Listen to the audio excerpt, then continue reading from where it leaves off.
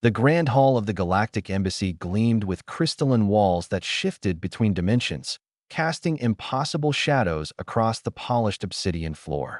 Zara clutched her cleaning supplies closer to her chest, trying to make herself invisible as she moved along the periphery of the magnificent chamber. She was nothing, a human cleaning girl from the slums of New Jakarta, employed by the embassy only because human labor was cheaper than automated systems in this sector. Consul Thexarian stood at the center of the hall, his 7-foot frame draped in robes that seemed woven from starlight itself. His species, the Vexarii, were known throughout the galaxy as master merchants and negotiators, their compound eyes capable of perceiving 17 different spectrums of light, their minds processing information at speeds that made quantum computers seem primitive. He was addressing a group of wealthy delegates from various systems, gesturing grandly toward the massive vault door embedded in the far wall. And here, Thexarian announced with a tone that dripped with theatrical amusement, resides the legendary Vault of Impossibilities. Inside, 12 trillion galactic credits, enough to purchase entire star systems. His mandibles clicked in what passed for a Vexarii smile. The lock is a masterpiece of ancient architect technology, a puzzle so complex that no being in the known universe has ever solved it. The architects vanished 3 million years ago, taking the secret with them. The delegates laughed appropriately, knowing this was part of the consul's well-rehearsed tour. The vault was famous across the galaxy, a monument to unsolvable mysteries, a reminder that some knowledge remained forever beyond reach. Zara had heard this speech 100 times. She continued her work, spraying and wiping the windows that overlooked the sprawling cityscape of the embassy district. She tried not to think about how the consul's casual joke, 12 trillion credits, represented more money than every human on Earth would collectively earn in 1,000 lifetimes. She tried not to think about her mother back home, dying slowly because they couldn't afford the medicine that cost less than what these delegates spent on a single meal. Of course, Thexarian continued, warming to his subject. There's a standing offer. Anyone who can open the vault may keep the contents. It's written into the embassy's founding charter, a joke by the original builders, no doubt. More laughter rippled through the assembled dignitaries. Zara's hand stilled on the window. She had studied the vault during her long, lonely shifts. While others ignored the cleaning staff, she had watched, learned, observed. The architects had been humanity's distant ancestors, according to some controversial theories. The mysterious progenitors who had seeded the galaxy with the building blocks of civilization before vanishing into whatever darkness or transcendence awaited advanced species. Her grandmother had been an archaeologist before the resource wars destroyed Earth's academic institutions. She had taught young Zara about patterns, about how ancient peoples thought, about the symbols and mathematics that transcended species and time. Her grandmother had possessed fragments of architect texts, salvaged from ruins, now lost when their home was burned during the Jakarta uprising. But Zara remembered. She remembered the symbols, the sequences, the philosophical frameworks that her grandmother insisted were the key to understanding how the architects perceived reality. The vault door wasn't just a lock. It was a question, a koan, a test of understanding rather than mere technical skill. Consul Thexarian, Zara's voice was barely a whisper, but in the acoustically perfect hall, it carried like a gunshot. The conversation stopped. All eyes, compound, crystalline, and otherwise, turned toward her. A human, a cleaning girl. Speaking unbidden, Thexarian's primary eyes narrowed. Yes. His tone held more curiosity than annoyance. The Vexarii, for all their mercantile ruthlessness, were also compulsive gamblers. They loved wild cards and unexpected variables. May I try to open the vault? Her voice trembled, but she stood straighter, meeting his gaze. The hall erupted in laughter. Not cruel, exactly, but thoroughly amused. A human, the youngest and most primitive of the spacefaring species, attempting what the greatest minds in the galaxy had failed at for centuries. Thexarian's mandibles clicked rapidly, a sign of genuine delight. By all means, child. The charter is clear. Anyone may attempt it. Please, provide us with entertainment. Zara set down her cleaning supplies and approached the vault. Up close, it was even more magnificent than from a distance. The door was a perfect circle, 15 feet in diameter, its surface covered with shifting geometric patterns that seemed to reconfigure themselves when viewed from different angles. At the center was a crystalline interface that glowed with soft, pulsing light.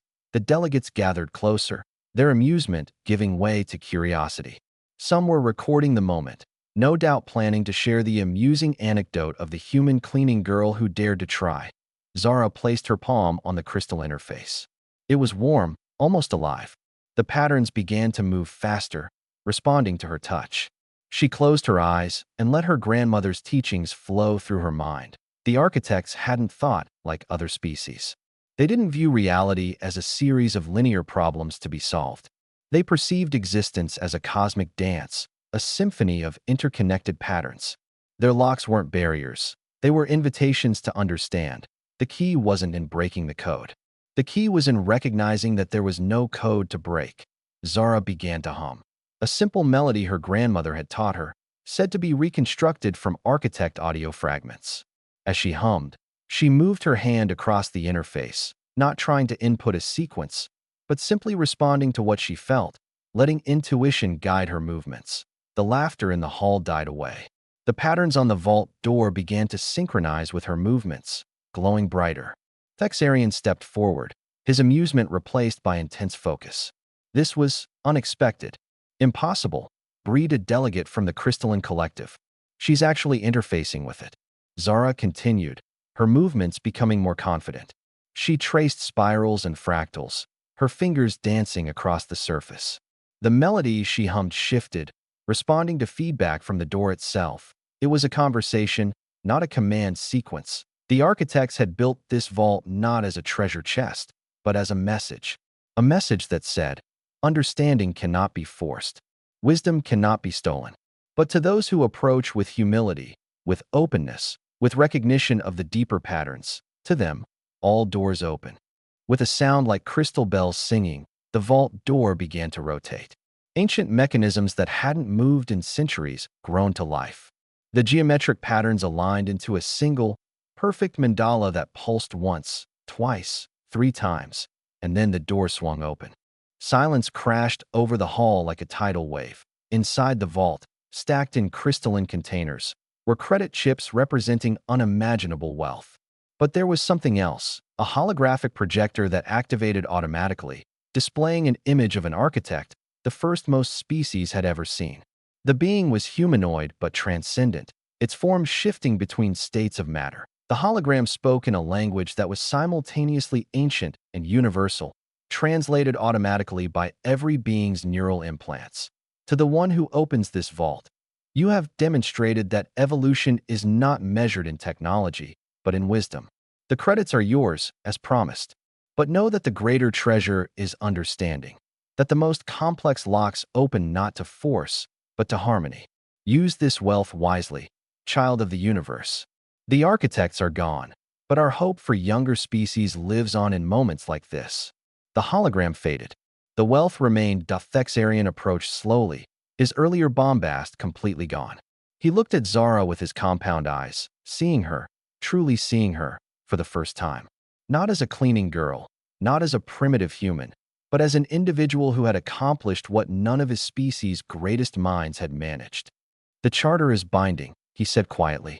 The vault and its contents are legally yours. Zara stared at the fortune before her. 12 trillion credits. She could save her mother. She could rebuild her community. She could fund education, medicine, infrastructure for millions of humans still struggling in the aftermath of Earth's collapse. I accept, she said, her voice steady now. And my first act will be to establish the Architect Foundation, to study and preserve ancient architect sites, and to fund education for all species in the philosophical and artistic traditions that transcend mere technology. A slow click of mandibles came from Thexarian. Respect. Deep, genuine respect. I underestimated you, he said. I underestimated your entire species. That will not happen again. In the days that followed, Zara's story spread across the galaxy. The poor human cleaning girl who had solved the unsolvable became a legend. But more importantly, she became a catalyst. Humanity's status in the galactic community shifted. They were no longer viewed merely as primitive newcomers, but as a species with unique insights, with connections to ancient wisdom that even older species had forgotten. Zara never forgot that moment in the hall, when she had been nothing and invisible. She used her fortune not just to help her people, but to ensure that no one, regardless of their species, their economic status, or their position in society, would ever be dismissed or overlooked simply because others failed to see their potential. The Vault of Impossibilities became a shrine of sorts, left open as a reminder, and carved into the wall beside it, in 100 different languages including ancient architect script, was a simple message. The greatest treasures are unlocked not by power, but by understanding. The smallest voice may speak the deepest truth. Thexarian kept a hollow recording of that day in his private chambers. On difficult days, when negotiations grew tense and the galaxy seemed tangled in its own complexity, he would watch the young human girl hum her grandmother's song, and open a door that had remained sealed for centuries. It reminded him that the universe was still full of surprises, that wisdom could emerge from unexpected places, that sometimes the joke was on those who thought themselves superior. And late at night, in the cleaned and polished halls of the embassy, if one listened carefully, they might hear a soft humming, the echo of an ancient melody, sung by a girl who had changed the galaxy by simply remembering what others had forgotten. That the universe rewards not the strongest or the cleverest, but those who approach its mysteries with an open heart and a willingness to understand. The architects had known this truth 3 million years ago.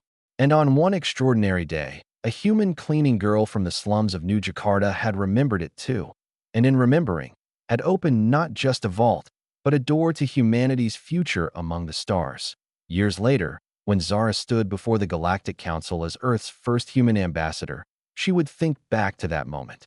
She remembered the weight of the cleaning supplies in her hands, the ache in her back from hours of scrubbing floors, the hollowness in her stomach from skipped meals so she could send more money home to her mother. She remembered how invisible she had felt, how the delegates had looked through her as if she were merely part of the furniture.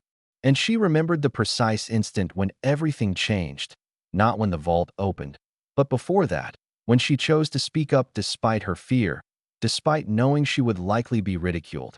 That choice, more than the 12 trillion credits, more than the ancient wisdom she had channeled, was what truly mattered. Because courage, she had learned, wasn't the absence of fear. It was choosing to act anyway, to reach for something greater than yourself even when the odds seemed impossibly stacked against you. Her mother had recovered fully, the advanced medical treatments now easily affordable. Her old neighborhood in Jakarta had been transformed, schools, hospitals, community centers, all funded by the Architect Foundation. But more than the physical changes, there was a shift in spirit. Young humans across Earth and the colonies now grew up believing they could contribute something meaningful to the galaxy, that their voices mattered, that ancient wisdom and modern innovation could walk hand in hand. The Vexarii, led by Consul Thexarian himself, became humanity's unlikely champions in galactic politics. He often told the story of the Vault, using it to argue against dismissing any species or individual based on surface judgments. His own species, he admitted publicly, had grown complacent in their assumed superiority, and a human child had taught them a lesson in humility they would not forget. Other ancient architect sites across the galaxy, long studied unsuccessfully by various species, began yielding their secrets. Teams that included human researchers, applying the philosophical approaches Zara had demonstrated, made breakthrough after breakthrough. The architects, it turned out, had left not just technology but teachings, lessons about cooperation, wisdom, and the danger of mistaking complexity for sophistication. And somewhere in the depths of space, in dimensions beyond normal perception, perhaps the architects themselves observed and smiled, if being so advanced could be said to smile. Their experiment, seeded millions of years ago, was bearing fruit. The younger species were learning, growing, moving beyond mere survival towards something approaching wisdom. The vault remained open in the embassy, but Zara had installed something new beside it, a simple cleaning cart, preserved behind transparent aluminum, with a plaque that read, "Never forget where you came from. Never forget who you were before the world knew your name. Never forget that greatness can emerge from anywhere, at any time, in anyone." And every year, On the anniversary of the opening, Zara would return to the embassy. She would stand before the vault, and she would hum her grandmother's song, the ancient melody that had opened impossible doors and changed the fate of worlds. And she would remember that sometimes the greatest treasures are unlocked not by those who seek them, but by those who simply dare to try.